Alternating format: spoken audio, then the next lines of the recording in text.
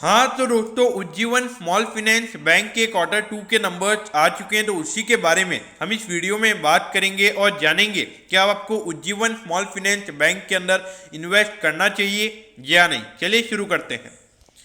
तो ठीक है, यहाँ पर बैंक ने 273 करोड़ का लॉस रिपोर्ट किया है, जबकि पिछले क्वार्टर में बैंक को 233 करोड़ का लॉस हुआ था, यानी कि अराउंड 40 करोड़ से हमें यहाँ पे लॉस का नंबर क्वार्टरली बेसिस पे बढ़ता हुआ नजर आ रहा है। तो ठीक है, एक जब नॉर्मल क्वार्टर है जहाँ पे इकोनॉमी में कोई भी इश्यूज नहीं है, और जब अगर आपका जो प्रॉफिटेबिलिटी, अगर आप वहाँ पे लॉस रिपोर्ट करोगे तो सीधी सी बात है कि जब टाइम बुरा होगा तो वहाँ पे आपके लॉस के नंबर और भी ज़्यादा हो सकते हैं। यहाँ पे ये जो पर्टिकुलरली ये जो क्वार्टर है ये काफ़ी बेकार रहा है।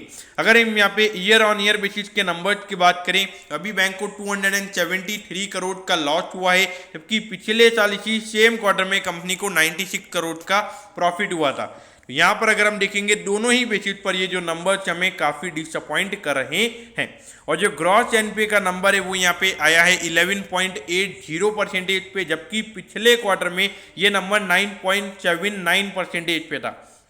यानी कि अगर हम देखें तो अराउंड 2.01% से हमें यहाँ पे बैंक के ग्रॉस एनपीए के नंबर्स बढ़ते हुए नजर आ रहे हैं, यानी कि अराउंड 20% हमें यहाँ पे जो बैंक के ग्रॉस एनपीए के नंबर से वो बढ़ते हुए नजर आ रहे हैं। तो ये जो एसेट क्वालिटी है बैंक की, एक नॉर्मल क्वार्टर में अगर आपकी एसेट क्वालिटी खराब होगी तो जब इकोनॉमी में इश्यूज आएंगे तो वहां पर ये नंबर 20-25% तक भी जा सकते हैं।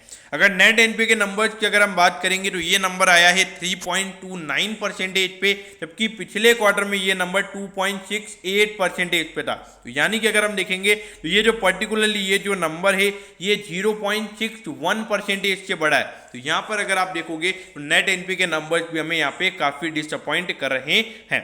और मेन बात यह कि जो प्रोविजनिंग का नंबर है वो पिछले क्वार्टर के कंपैरिजन में 7% गिरा है और 436 करोड़ पे ये नंबर निकल कर आया है। तो देखिए, अगर प्रोविजनिंग का नंबर गिरा है तो भी लॉस के नंबर बढ़े हैं। तो ऐसा क्यों हुआ है? कि जो बैंक की नेट इंटरेस्ट इनकम है, जहाँ से बैंक मेन पैसा कमाता है, वही बैंक का कम हो चुका है, तो इसीलिए हमें इतने लॉस के नंबर देखने को मिल रहे हैं। और जो लोन्स इन्होंने जो पहले दे रखे हैं वो बैड लोन्स बन रहे हैं। यहाँ पे बैंक एक बहुत ही बड़े डेंजर में हमें नजर आता है। अब देखिए, लगभग 3,700 करोड़ का इस बैंक का मार्केट कैप है। प्राइस टू अर्निंग रेशियो आपको देखने को नहीं मिलेगा, क्योंकि पिछले 4 क्वार्टर में बैंक हमें नेट लॉस में नजर आता है। अब ये देखिए, पहले बैंक कंटिन्यूसली बढ़िया परफॉर्म कर रहा था, लेकिन 2021 वाला ईयर काफ़ी बेकार बैंक के लिए रहा है। और ये जो शुरुआत के दोनों क्वार्टर्स हैं, यहाँ पे अगर हम टोटल लॉस मिला के अगर हम बात करें तो दोनों क्वार्टर्स में मिला के लगभग 500 करोड़ का बैंक का टोटल लॉस हो चुका है। यहाँ पर ऐसा तो नहीं लगता कि 500 करोड़ का आने वाले 6 महीने में बैंक प्रॉफिट कमाएगा, तो पूरे फाइनेंशियल ईयर में नेट लॉस निकल कर आएगा, ऐसा मुझे लगता है।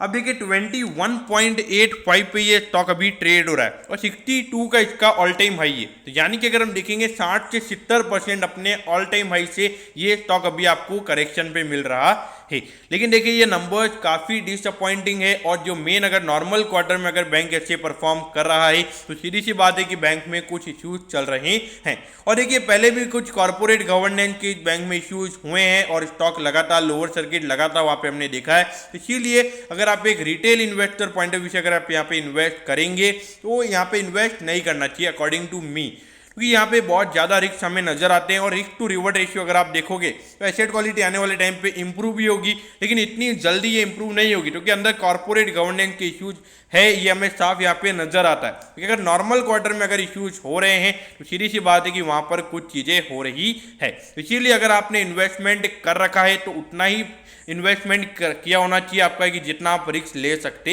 हैं। और अगर कोई यहाँ पे फ्रेश इन्वेस्टमेंट करना चाहता है, देखिए उतना ही पैसा डालिए जितना अगर आप लूज भी कर ले तो आपको कोई फर्क नहीं पड़े। तो दोस्तों, मैं होप करता हूँ कि उज्जीवन स्मॉल फाइनेंस बैंक के क्वार्टर 2 के नंबर्स के बारे में आपको सब कुछ पता चल गया होगा। अगर आपकी कोई भी क्वेरीज है तो आप कमेंट कीजिए, मैं जरूर आपके कमेंट पर रिप्लाई करूंगा। ओके दोस्तों, thank you, have a nice day.